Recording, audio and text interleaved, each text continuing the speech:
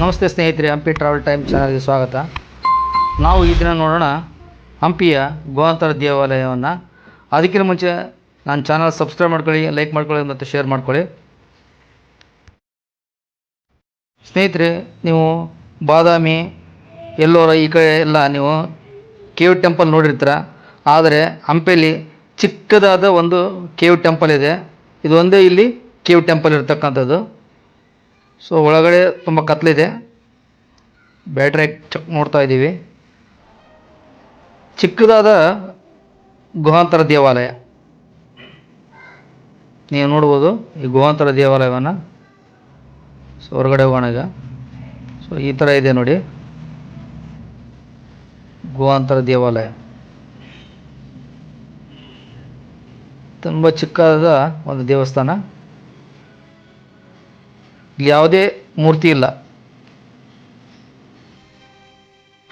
ಇದು ಗೆಸ್ಟ್ ಹೌಸ್ಗಳು, ಅರಮನೆ ಪಕ್ಕದಲ್ಲಿ ಇರತಕ್ಕಂಥ ಗೆಸ್ಟ್ ಹೌಸ್ಗಳು ಇವು. ಸೊ ಇತ್ತೀಚೆಗೆ ಇವು ನೋಡಿ ಸಿಗ್ತವೆ. ಕಲ್ಲಿನ ತೊಟ್ಟಿ, ಆಮೇಲೆ ಚೇಂಬರ್. ಆಗಿನ ಕಾಲದಲ್ಲಿ ಯಾವ ರೀತಿ ಚೇಂಬರ್ ಮಾಡಿದ್ರೆ ಅನ್ನೋದು ನೋಡ್ಬೋದು. ಇಲ್ಲಿ ನೀರು ಸರಬರಾಜು ಮಾಡಲಿಕ್ಕೆ. ಸೊ ನೋಡಿ ಯಾವ ರೀತಿ ಪೈಪ್ಗಳು ಹಾಕಿ ವಾಟರ್ ಸರಬರಾಜು ಮಾಡ್ತಾರೆ ಅಂತ ನೀವು ನೋಡ್ಬೋದು. ಇದೆಲ್ಲ ಕಾಣ್ತಾ ಇರೋದು ಗೆಸ್ಟ್ ಹೌಸ್ಗಳು.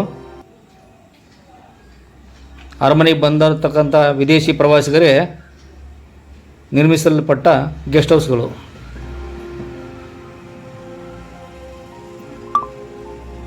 ನೋಡಿ ಎಷ್ಟು ಚೆನ್ನಾಗಿ ಕಾಣ್ತಾ ಇದ್ದಾವೆಲ್ಲ. ಇದು ಹಾಳಂಪೆ ಆಗಿರೋದ್ರಿಂದ ಇಲ್ಲಿ ಎಲ್ಲ ಹಾಳಾಗಿದೆ. ಇದು ಆಕ್ಟೋಗಾನ್ ಬಾತ್ ಮತ್ತು ಸರಸ್ವತಿ ದೇವಾಲಯ ಹತ್ರ ನೋಡಿ ಚೇಂಬರ್.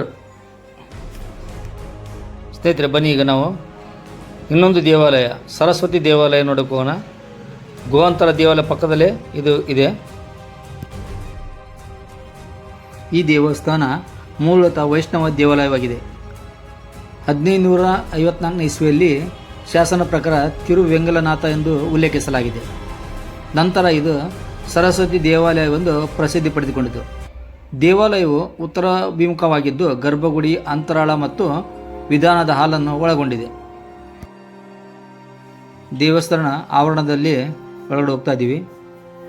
ದೇವಾಲಯದ ಮಂಟಪವು ವಿಶಿಷ್ಟ ಶಿಲ್ಪಕಲೆಯನ್ನು ಹೊಂದಿದೆ. ದಕ್ಷಿಣ ಹಾಗೂ ಉತ್ತರ ಕಡೆಗೆ ಪ್ರವೇಶ ದ್ವಾರಗಳಿವೆ. ದೇವಾಲಯದ ಹೊರಭಾಗದಲ್ಲಿ ಸುಂದರವಾದ ಜಟಿಲ ಶಿಲ್ಪಾಕೃತಿಗಳಿವೆ. ಈ ದೇವಸ್ಥಾನದಲ್ಲಿ ಪೀಠ ಮಾತ್ರ ಇದೆ, ಯಾವುದೇ ದೇವರಿಲ್ಲ, ಖಾಲಿ ಪೀಠ ಇದು.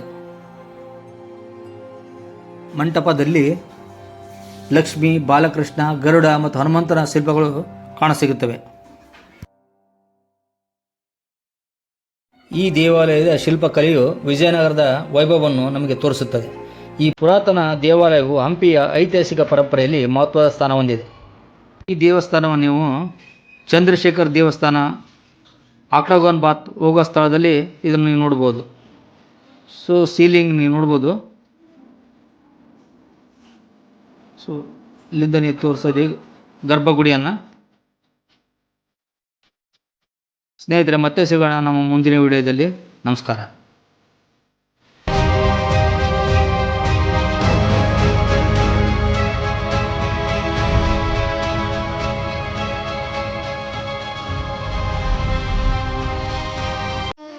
ನನ್ನ ಈ ವಿಡಿಯೋ ನೋಡಿದ್ದಕ್ಕೆ ಧನ್ಯವಾದಗಳು. ಸಬ್ಸ್ಕ್ರೈಬ್ ಮಾಡೋದು ಮರಿಬೇಡಿ. ಲೈಕ್ ಮಾಡಿ, ಶೇರ್ ಮಾಡಿ ಮತ್ತು ಕಾಮೆಂಟ್ ಮಾಡಿ.